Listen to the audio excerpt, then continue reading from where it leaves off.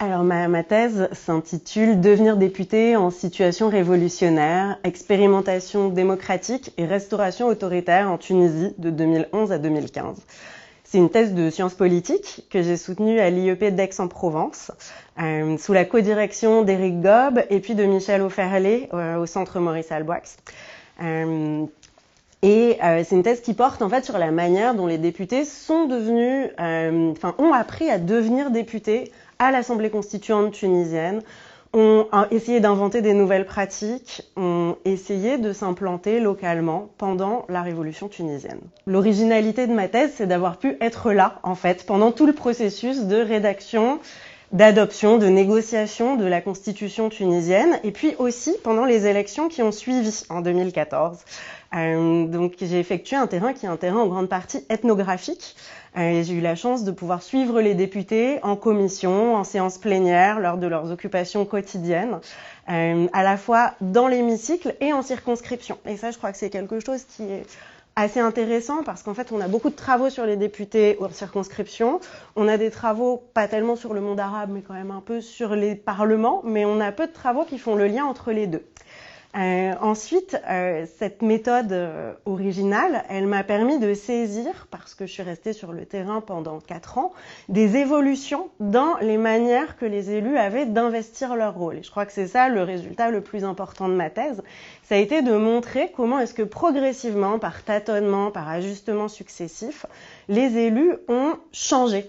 Et ça, c'est le deuxième résultat de ma thèse. Je crois que ça a été aussi de montrer que cet espace parlementaire, cet espace constituant, il ne se limite pas à l'Assemblée, au Palais du Bardo, dans lequel les élus travaillent.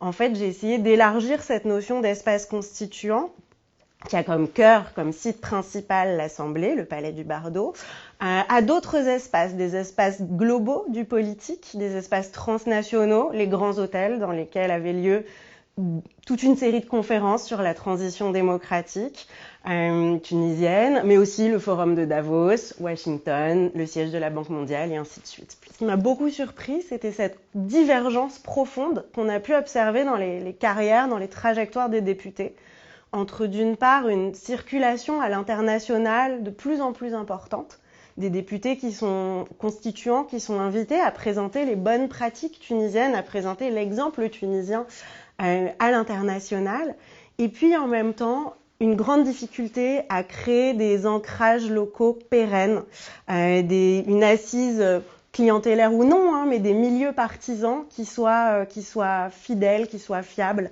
qui permettent de s'ancrer localement sur le long terme. Et donc ma thèse, elle essaye de raconter à la fois cette circulation à l'international et en même temps cette difficulté, cet échec en fait à aller au peuple et à créer de la confiance parmi les électeurs. L'une des originalités de mon travail, ça a été de montrer pour une fois en fait des institutions politiques dans le monde arabe au travail. Et de montrer tout ce qui a trait aux routines institutionnelles, au fait que, oui, on a des députés qui travaillent, qui vont au Parlement, qui rédigent des lois. Donc voilà, je pense que c'est déjà une première originalité. Et puis après, la deuxième chose, c'est que j'ai essayé de décentrer un petit peu mon regard par rapport à ces expressions qu'on entendait tout le temps de manière lancinante pendant le changement de régime tunisien, d'hiver islamiste ou de retour en arrière.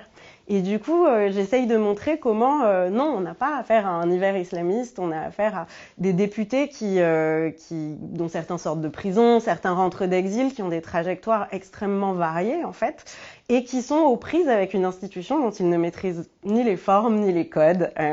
Et du coup, je crois que ça amène aussi à montrer un peu la granularité qu'il y a dans toutes ces trajectoires de vie, à montrer aussi les originalités. On n'a pas des monolithes avec des députés islamistes, des députés anti-islamistes qui dialogueraient pas. En fait, on a beaucoup de circulation avec des gens qui viennent de la gauche, qui se sont rapprochés de l'islam politique à certains moments, d'autres qui viennent du baasisme ou du nationalisme arabe, qui se sont rapprochés plus tard de l'islam politique et ainsi de suite.